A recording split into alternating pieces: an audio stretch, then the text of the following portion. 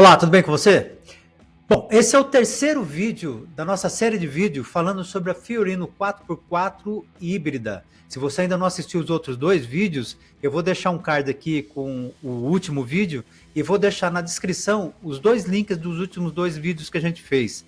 No primeiro vídeo a gente fala sobre a montagem do banco de baterias e no segundo a gente faz toda a montagem dos equipamentos no veículo. É muito importante que você assista esses vídeos porque eles são muito informativos e são a sequência desse vídeo aqui. Então, a hora que você terminar de assistir esse vídeo, já clica lá no link e vai assistir os outros dois. Já aproveita e faz o triplo C pra gente. Compartilha, curte e comenta aí, porque faz toda a diferença no nosso canal. Depois do recorde que nós batemos no mês passado, de 1000 inscritos no canal, tivemos a semana passada 120 inscritos, então está fazendo toda a diferença essa força que você está dando. Esse vídeo aqui nós vamos falar sobre dimensionamento do equipamento. Nós vamos dimensionar esse equipamento dentro de um objetivo, e esse objetivo é pautado numa estratégia. Então, qual é o objetivo? O objetivo é atingir 20% de economia nessa Fiorino. E qual é a estratégia para atingir esse objetivo? Nós vamos tentar fazer com que esse equipamento faça com que o carro ande 100% elétrico até pelo menos 60 ou 70 por hora. Por que isso?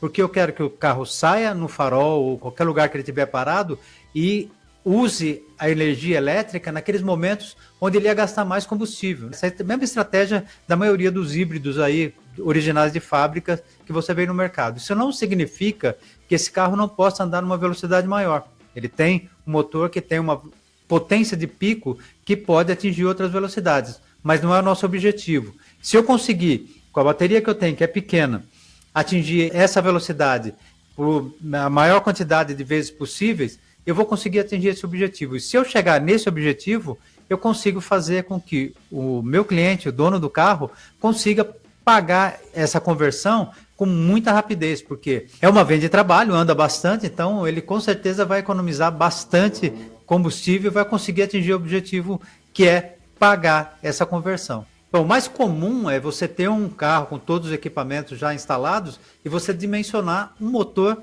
para esses equipamentos que já existem no carro. Então você vai comprar um motor especificamente para esse tipo de veículo. Agora, a gente já tinha um motor, então nós tivemos que dimensionar os equipamentos que a gente ia comprar para o motor que a gente já tinha. Por isso, nós escolhemos o tipo de diferencial que nós escolhemos.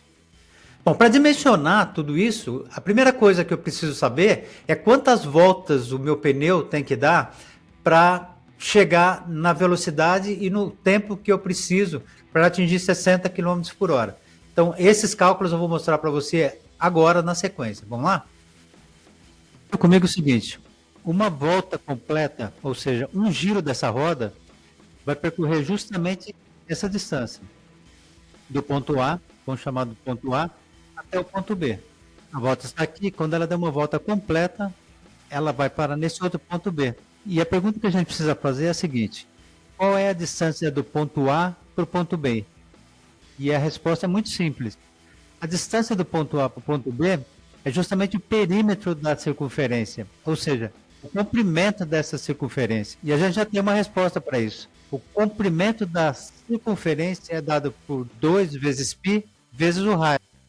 Bom, a gente sabe que o π é igual a 3,14. É um número aproximado, mas vamos usar esse número, 3,14.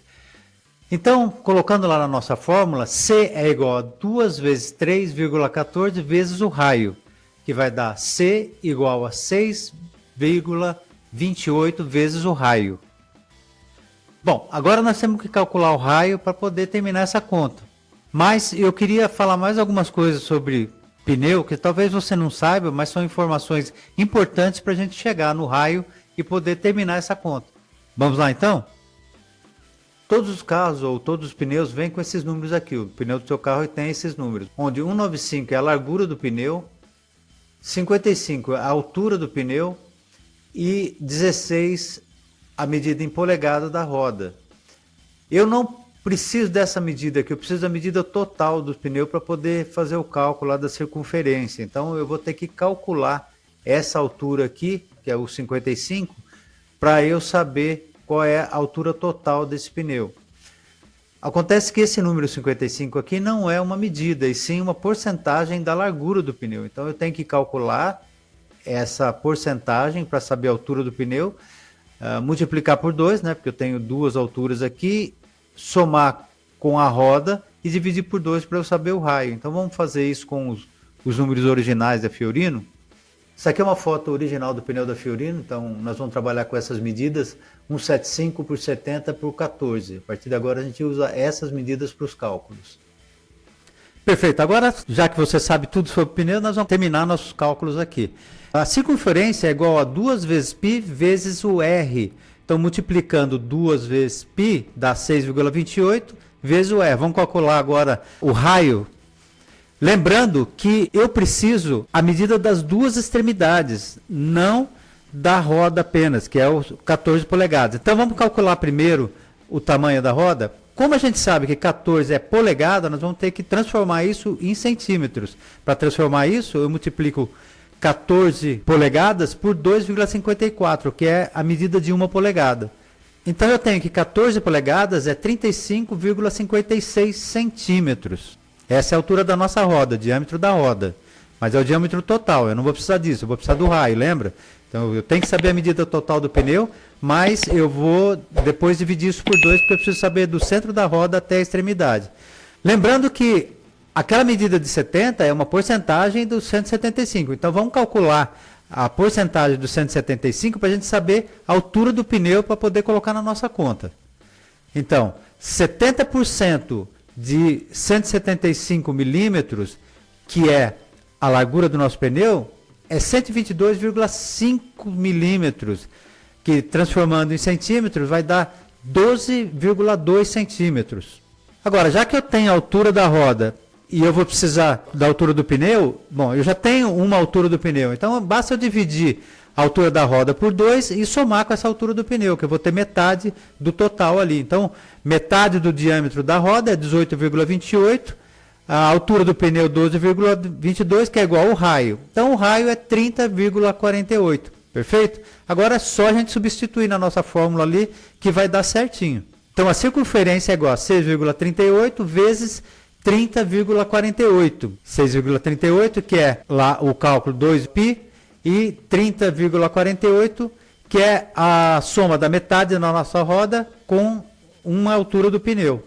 Nós temos que, do ponto A ao ponto B, nós vamos andar 191,4 centímetros, ou 1,91 metros. Então, cada vez que eu rodar esse pneu do ponto A ao ponto B, eu vou ter 1,91 metros. É essa medida que nós precisamos lá para os nossos cálculos do dimensionamento do motor que a gente vai usar. Bom, agora a gente já sabe a medida do pneu e já podemos calcular o motor que a gente precisa, né? Ou as outras peças que a gente precisa para chegar no final do nosso projeto. Só que tem um probleminha aí. Essa medida não é exata, ela não é assim 100% exata, porque a gente tem algumas aproximações. Toda vez que você faz um cálculo, sobra alguma coisa, você faz uma aproximação. O próprio π, né, ele não é exato, então vai fazer uma aproximação também. Pode ser que para 5, 10 quilômetros não faça diferença, mas para 100 mil, 200 mil quilômetros vai fazer uma diferença. Então, se você quiser precisão, eu vou dar uma ideia para você. Primeira coisa, assim, na prática, fica mais fácil fazer da forma que eu estou falando do que fazer esse monte de cálculos aí. O que você vai fazer? Você pode fazer como esse rapaz aí do vídeo, que coloca uma fita no chão, na posição do bico ali da bicicleta. Estou mostrando o exemplo da bicicleta, porque eu não achei de carro aí nos vídeos. Mas coloca a fita no chão, no lugar do bico, empurra a bicicleta até dar uma volta, o bico chega no chão de novo, você coloca ali. Precisão também não é 100%. Tem uma outra forma que eu acho mais interessante até. Como que você faz?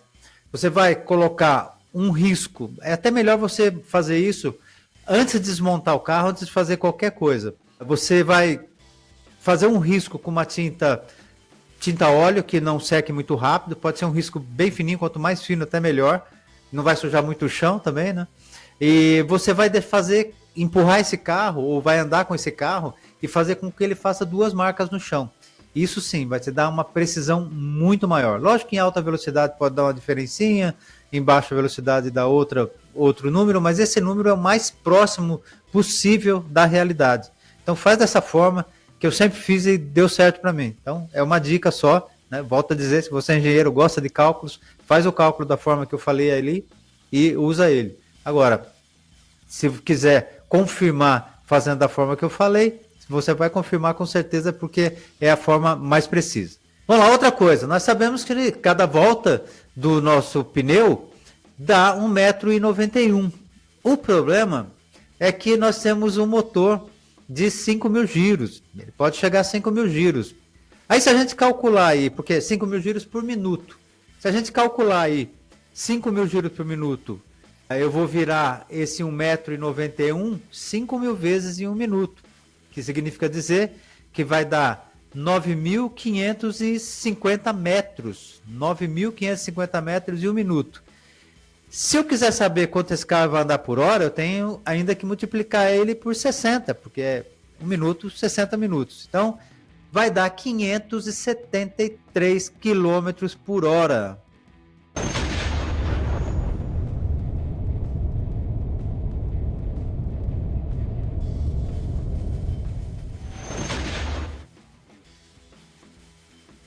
Então, qual é a Fiorino que vai andar a 573 km por hora, né? Ela ia soltar em pedaços aí e, bom, não ia chegar inteiro lá no final. Mas tem outro problema, o motor não tem torque para isso, não vai empurrar esse carro com todos os empecilhos que tem, aerodinâmicos, de arrasto, de todas as formas, né? Rolamento, pneu e um monte de perdas que tem aí no meio, não vai empurrar nessa velocidade de jeito nenhum. Mas, de qualquer forma, vai ficar forçando o seu motor. Então, você tem que calcular de uma forma que você vai chegar na velocidade que você precisa, sem forçar tanto assim o motor. Bom, aí como que eu faço, então? Para isso, eu tenho o diferencial. Coloquei um diferencial e procurei no mercado um diferencial que fosse próximo daquilo que eu precisava. A não ser que você construa um diferencial, você não vai ter nada assim tão preciso, a não ser que você dê sorte ou construa. Né? Nós resolvemos usar o diferencial do Chevette. O diferencial do Chevette tem 37 por 9 dentes, 37 na coroa e 9 dentes no pinhão. Por que é interessante eu usar um diferencial ali e não colocar um eixo e jogar na roda?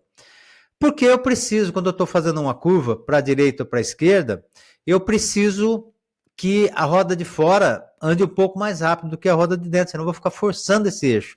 Vai ficar patinando a roda de dentro, que ela quer virar mais e ela não consegue. Isso fica até perigoso, porque vai jogar você fora da curva. Então é por isso que eu uso o diferencial, para eu não ter esse tipo de problema. Não preciso colocar um controle de tração quando eu coloco dois motores, enfim. O diferencial é bom por causa disso. Fora isso, ajuda na tração também e vários outros benefícios aí que o diferencial tem, que ajuda a jogar, dependendo do diferencial que você tem, ajuda até jogar mais peso numa roda que não esteja patinando do que na outra, quer dizer, dá para fazer isso aí também nos diferenciais mais modernos. Mas, como a gente está usando diferencial antigo, não vai ter esse benefício aí. Calculando esse diferencial de 37 por 9, eu vou ter que, cada 4,1 voltas que eu dou no pinhão, eu vou dar uma volta na coroa. E a coroa é a que está presa na roda. Então, significa dizer que, quando eu dou 4 voltas no pinhão, que é o que vai estar ligado no motor, eu vou dar uma volta na roda. Isso já significa que eu baixei muito a velocidade para 139 km por hora. Lembra do objetivo lá na frente? Não é esse, né? 60, 70 km, está ótimo. O que eu faço para chegar nisso? Eu vou ter que usar as polias que ligam o meu motor no pinhão. Nesse caso aí, eu usei uma polia que diminui 3 vezes. Por que eu usei? Porque era o que eu tinha na mão, era uma polia dentada, boa para isso, não vai patinar nem nada. Vai conseguir fazer força ali, a correia também aguenta muito bem. E era o que eu tinha, então baixou 3 vezes. Isso me trouxe um problema. Eu não consigo chegar na velocidade que eu queria. Eu teria que colocar no máximo 2 vezes lá para eu chegar na velocidade que eu queria. Então, qual a velocidade que eu vou chegar? 46,5 km. Lembre-se, eu tenho 10 kW nominais, mas eu tenho 50 kW e pico nesse motor. Então eu tenho uma faixa muito grande para poder trabalhar isso e poder colocar a potência que eu quiser ali, sem afetar demais a performance do motor. A hora que eu estiver saindo com o carro até 46 km por hora, eu vou estar empurrando no elétrico. A partir daí, ele consegue mais? Consegue. Ele tem potência de pico, ele consegue até 70, 80 km se eu quiser. Só que eu não quero usar isso muito tempo. Então, eu consigo chegar até os 46 e soltar ele no combustão, porque eu já tirei da inércia. Era onde eu ia gastar mais combustível, certo? Então, vamos dizer, eu estou subindo o morro, parei no morro, alguma coisa, vou sair, posso até sair no elétrico, ele aguenta, não tem problema nenhum. Depois, o que eu faço?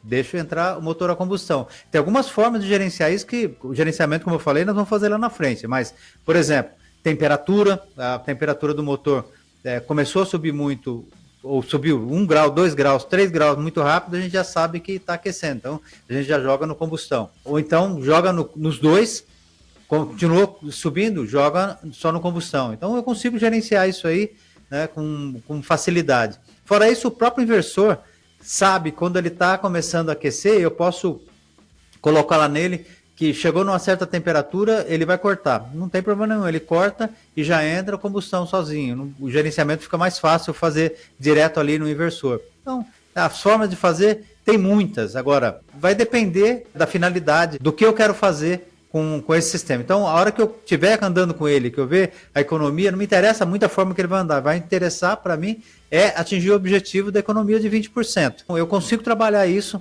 para conseguir chegar nesse objetivo aí. Agora, nem tudo são flores. Vamos conversar da parte ruim da coisa agora? Bom, o que acontece? Lembra lá que eu falei que o meu motor ele poderia girar até 5.000 giros? Isso ele não gira só até 5.000 giros por uma questão de tensão que você vai colocar. Lógico, se você colocar mais tensão, ele vai virar mais, mas vai afetar mais o motor. Agora, ele gira por uma questão estrutural. O motor foi projetado para virar nesse giro.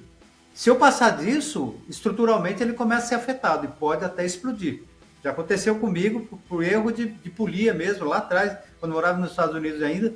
Então, pode acontecer, né? Foi com o motor E-TEC, para quem conhece aí, é um motor de baixa rotação e eu virei ele no dobro e ele estourou. Bom, enfim, a gente não quer que aconteça isso com esse motor, né? Esse motor ele tem uma resistência muito maior do que o E-TEC, mas é 5.000 giros. E aí, como faço a engenharia reversa ali, ou os cálculos reversos, para eu poder saber se esse motor vai aguentar ou não?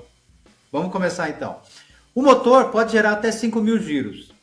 E eu preciso saber, em uma certa velocidade, qual é o giro desse motor, se ele vai aguentar. Então vamos colocar que ele vai rodar aí a 100 km por hora, só para a gente ter uma base de cálculo. Pode ser que ele passe, pode ser que ele vire menos, então isso vai ter que ser conversado para depois resolver, porque se ele virar mais, a conta muda totalmente. Mas vamos lá, 100 km por hora. Isso significa dizer que ele vai rodar 100.000 metros em uma hora. Se eu dividir isso por 1,91 metros, que é o tamanho do meu pneu, isso vai me dar 52.350 voltas do pneu por hora. Para eu saber por minuto, basta eu dividir por 60, porque se eu tenho por hora, dividir por 60, eu vou saber por minuto, que é a rotação do meu motor. E vai dar 872,5 voltas do pneu por minuto, que não é nada ruim, né? Porque se o meu motor pode virar até 5.000 giros, 800 não vai afetar ele de jeito nenhum. Vai virar na boa, sem problema nenhum. Acontece que tem o nosso amigo diferencial no meio do caminho. O diferencial, lembra lá que eu falei? Vai virar 4,11 por 1. Então, cada 4,1 volta vai dar uma volta da coroa. Então, a coroa vai também virar ele ao contrário. Quando ela der uma volta, que é a volta do pneu, ela vai virar 4,11 vezes o pinhão. E o pinhão está ligado no motor, correto? Se eu multiplicar os 872,5 giros por 4,11, vai me dar 3.586 giros por minuto. Se o meu motor aguenta 5.000, né? 3.586 não é ruim. O problema é que nós ainda temos a polia, as duas polias ali. E as duas polias têm 3 por 1. Cada uma volta da polia maior dá 3 voltas na polia pequena. Isso significa dizer que os 3.586 giros multiplicado por 3 vai me dar 10.780 voltas. Aí complicou tudo.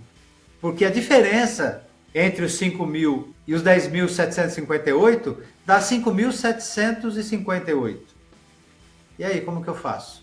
Não posso virar esse motor nesse giro De jeito nenhum. Eu vou quebrar ele com muita facilidade.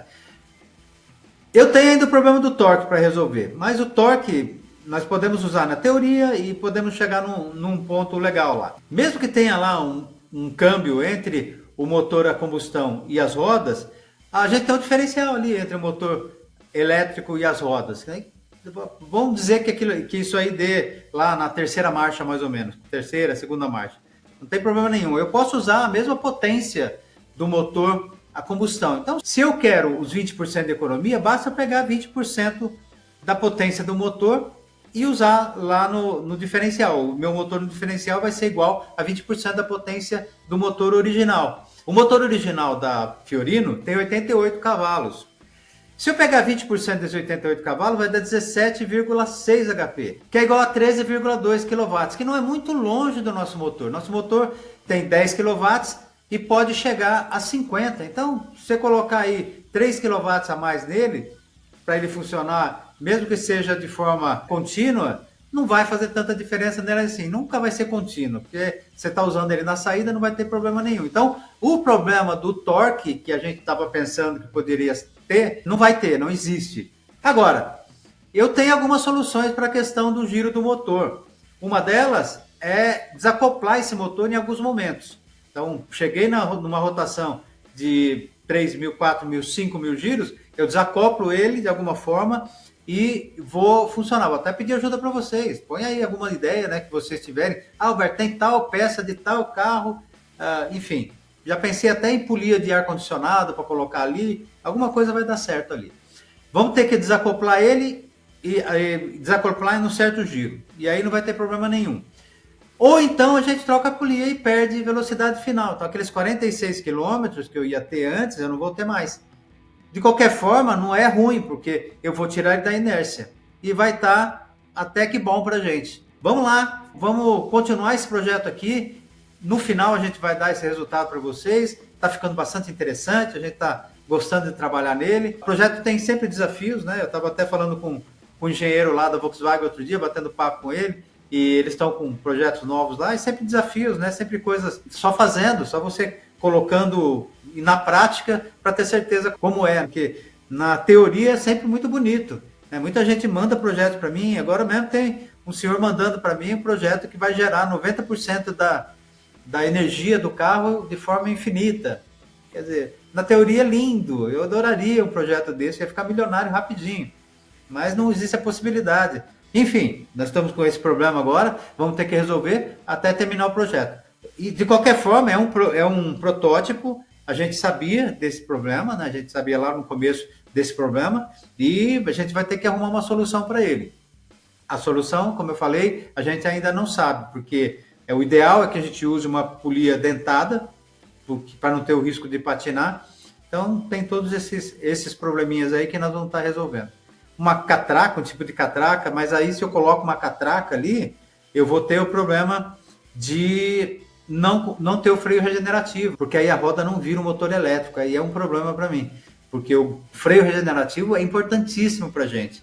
Por isso, eu descartei essa possibilidade de um sistema tipo catraca ali. Tá ok, pessoal? Então, a partir de agora, vou mostrar para vocês a montagem até aqui, até onde a gente está aí, a gente acabou já colocando no lugar, assim, montagem bem simples. Vocês vão ver que até algumas peças estão enferrujadas, há tanto tempo que a gente está mexendo, desmonta e monta, desmonta e monta. Compramos o diferencial não estava bom, teve que comprar outro, enfim.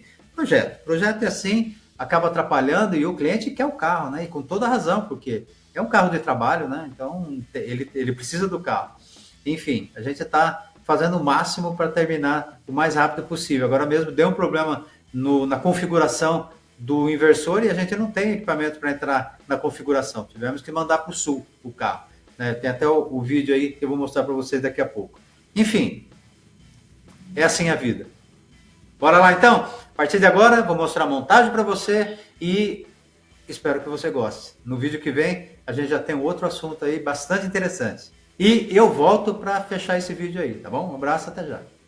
Bom, pessoal, nós trabalhamos com duas possibilidades aí. Uma delas era instalar o motor aí nesse lugar, né, de lado com o motor a combustão interna. Então a correia ia funcionar junto com o motor. Isso é uma possibilidade real, é possível fazer. Esse carro é um carro americano que foi feito assim. Mas tinha alguns desafios, principalmente tamanho de motor e tudo, para você instalar na Fiorino ia ficar mais complicado.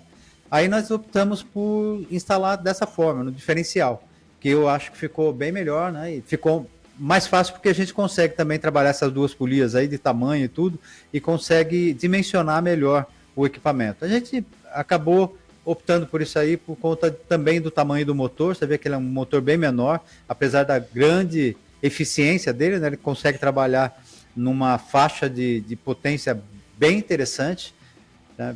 Motor americano de altíssima tecnologia. Você pode ver aí que ele tem 10 cavalos, 10 HPs, pode chegar a 50, então é uma grande diferença. Aí a gente tinha ido buscar o diferencial para começar o trabalho, que eu precisava medir e tudo, mas esse diferencial estava com problema, estragou.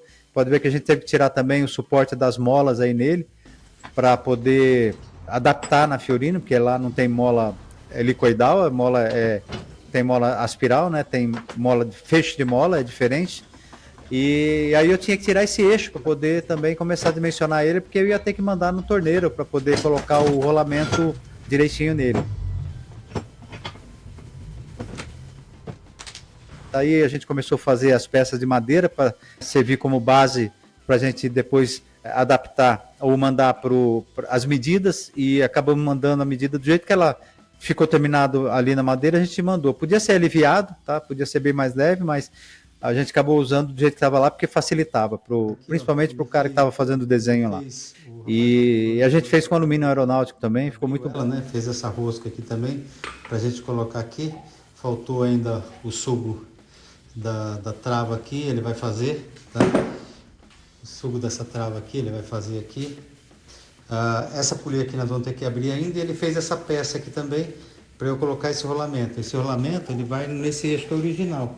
Eu vou cortar ele aqui agora e vou levar para ele essa peça daqui para lá, para ele reduzir aqui e a gente poder encaixar essa polia aqui também com sugo, com a trava, tudo direitinho, para poder ligar a correia uma na outra aqui, tá? Depois disso pronto, aí eu já consigo definir qual esticador que nós vamos usar aí, tá bom? Ó, aqui é a segunda parte lá daquele trabalho das engrenagens, né? Esse eixo aqui foi diminuído para poder entrar nesse rolamento. Foi feito essa entrada aqui para a gente colocar a trava da polia, e foi aberto esse furo aqui, tá? Essa abertura aqui para poder colocar a segunda trava, que vai entrar nessa trava aqui, eles não fazem lá, eu vou ter que levar no outro lugar, tá? Então tá pronta essa parte aqui, eu já vou poder montar ela no lugar, só dependendo disso aqui para eu poder colocar a correia, tudo, e dimensionar o esticador, tá bom? Bom, as polias a gente já tinha aqui, então a gente está usando, não é a polia mais perfeita do mundo, a gente está pensando em aumentar essa polia aí, não a outra, mas essa aí, um pouquinho maior. Essa aí nós vamos deixar nessa medida mesmo. E, enfim, existe a possibilidade de você ficar trabalhando o tamanho dela para poder ajustar em cima do resultado que a gente quer. Aí nós começamos a montagem das peças. Essa primeira peça é o suporte já do motor, né, da parte traseira do motor, mas ele vai ter, como aí você está vendo aí, a parte dianteira e as duas laterais. Ficou muito bom, ficou muito reforçado. É até exagerado, como eu falei, pode ser aliviado, não precisa ser tão forte assim. Aí já está com o esticador tudo, a gente teve que tirar, porque o diferencial que a gente tinha comprado não estava bom e já estava adaptando com um diferencial novo. Tiramos esse diferencial aí, chegou o novo, a gente já começou a adaptar com ele. Não precisou fazer muita coisa, porque ele é igual ao outro, então só tiramos as peças que estavam sobrando ali e começamos a adaptar. Trabalho tranquilo, não é muito difícil, eu gosto de fazer esse tipo de trabalho aí, é só ajuste, né? Você precisa estar com ele alinhadinho, direitinho, porque pode dar uma diferença em correia, correia estando fora de posição pode começar a aquecer, estragar, estourar, enfim. A gente acaba tendo esse tipo de problema. Quando vieram as peças, eu pedi para não vir furada, eu mesmo fiz o furo, porque eu podia ajustar. Então, eu teria a possibilidade de puxar um pouquinho mais o alumínio ou puxar um pouquinho menos. E eu mesmo fiz os furos aí para poder fazer a adaptação. Para poder travar lá. Agora já dá para montar. Tá? Então agora eu coloco no lugar e já consigo ver o esticador. Tá? A gente vai medir o esticador. Tá, aí tá pronto, só mandar para São Paulo para poder ser instalado. A gente não instalou aqui, eu não tinha Não tem elevador aqui, então ficava mais difícil. Mandei para São Paulo e vocês vão ver já ele montado no lugar agora, no guincho, né, que a gente teve que mandar esse carro para o sul, porque teve que remapear o inversor e eu queria já fazer com tudo montado. Aí eu mandei para lá montadinho assim, aí já tá, dá para você ver ele já no lugar, ficou muito bom. Não pega em lugar nenhum, não pega em cima, apesar da peça ser grande ainda, dá para diminuir, como eu falei, mas não pega em cima. Ele ficou virado para trás por conta de espaço mesmo. Na frente ele ia pegar no escapamento, ia ser mais difícil, a adaptação do escapamento ia ser mais complicada, mas não tem problema nenhum, ele não está virando para trás por conta disso, tá? Ele está virando normal. Esse aí, você pode ver que deu até para adaptar um amortecedor aí, ficou bem legal, ficou bem mais profissional. E a frente também, eu falei só do escapamento, mas tem o tanque também, né? Então, se eu colocar virado para frente, não ia dar, porque ia ter que ficar virado para baixo por conta do tanque. Então, para trás ficou perfeito. E eu tenho como fazer esse motor virar ao contrário, então não tem problema nenhum.